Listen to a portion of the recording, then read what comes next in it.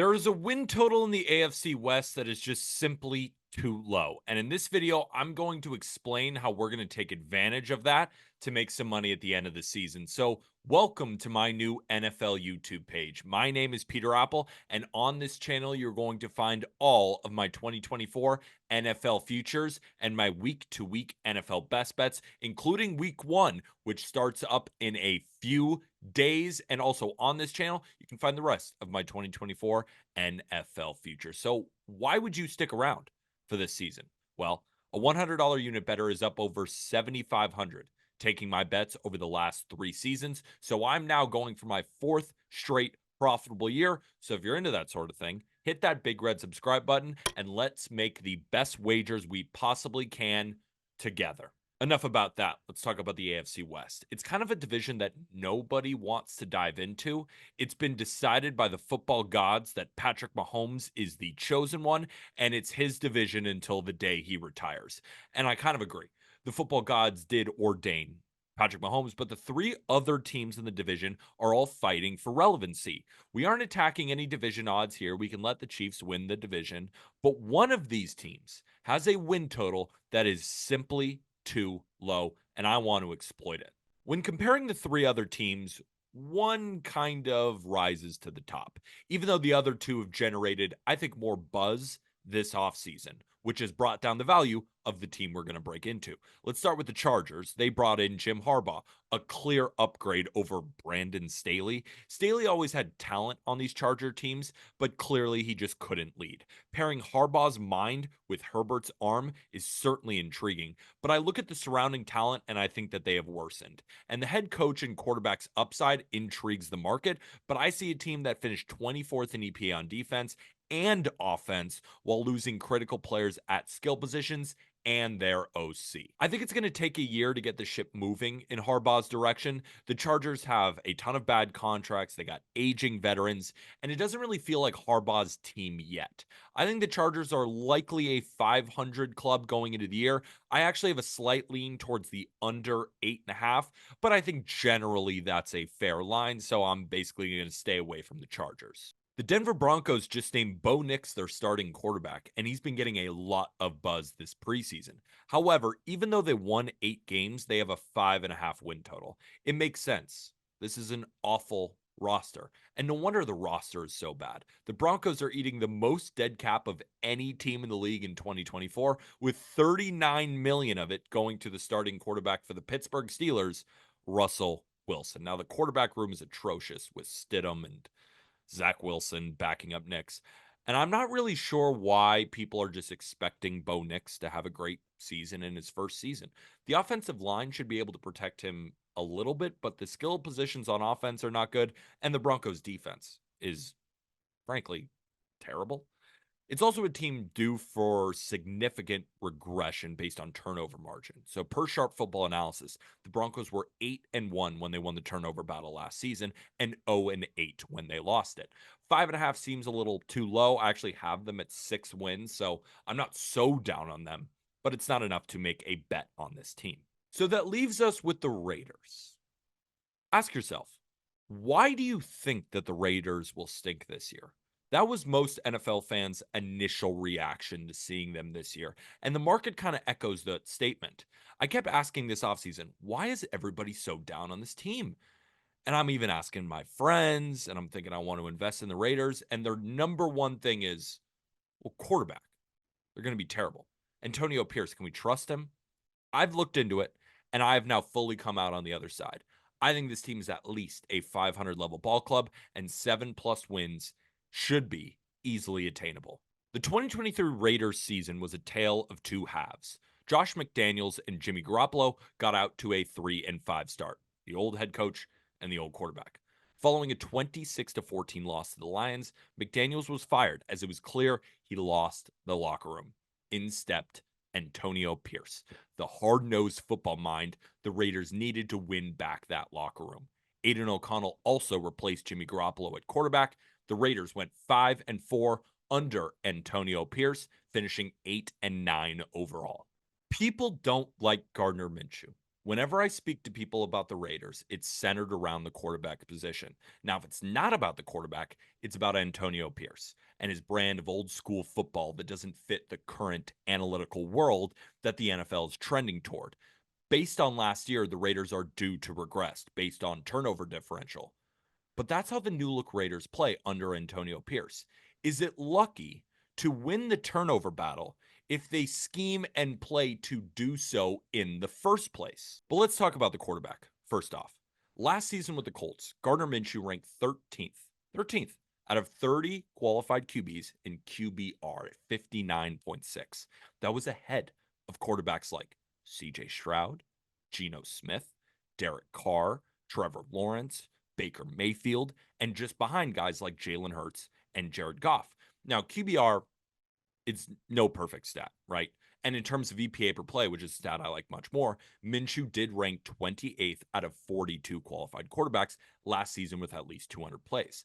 I'm not here to tell you that Minshew is some outstanding quarterback, but can we both agree that he's better than Jimmy Garoppolo or Aiden O'Connell, the Raiders quarterbacks from last year? If Minshew does get benched during the season for whatever reason, they go back to McConnell, who went 5-5 last year in 10 starts and was 5-4 once Pierce took over. Minshew led the Colts to a 9-8 record last year, even though the Colts gave up the 5th most points in the NFL, 415.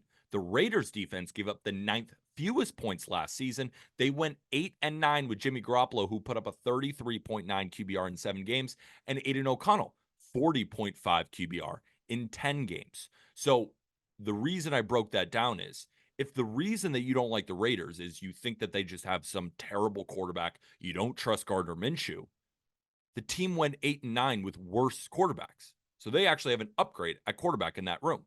Well, let's talk about Antonio Pierce.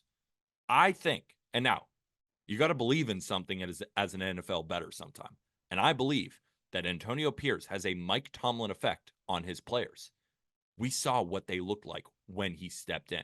They came to play for him and routinely outperform metrics that usually tell us that teams are going to regress.